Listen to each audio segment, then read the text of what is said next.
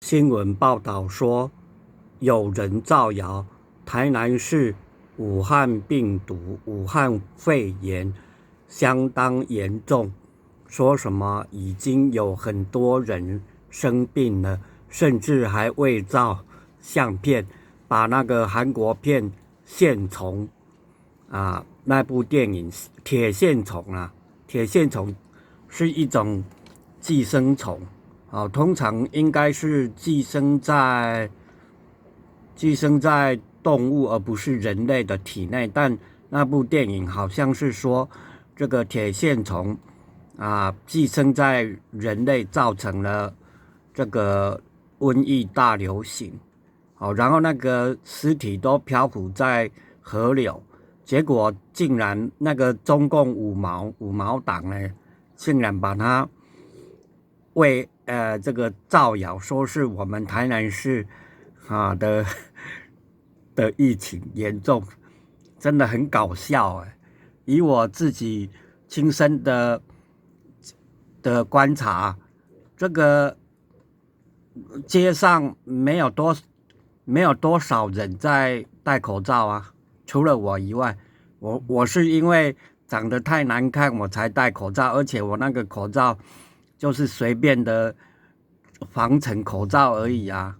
那我老实说，我求一咳嗽而不可得我现在就在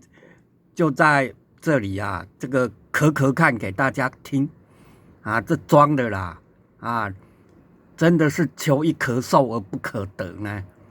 现在我装看给那些五毛党你们如果想听台南人咳嗽呢人家是现唱，我是现咳现唱一首我现咳一首给你们听。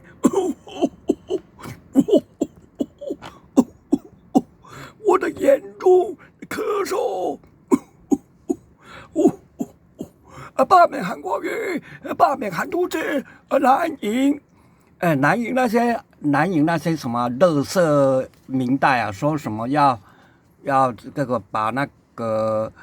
纾困600亿删到2成垃圾民代，我咳嗽很严重，哇，连装都很难装这个演技太差了求一咳嗽而不可得然后竟然造谣台南人严重乱讲，大家都很健康好，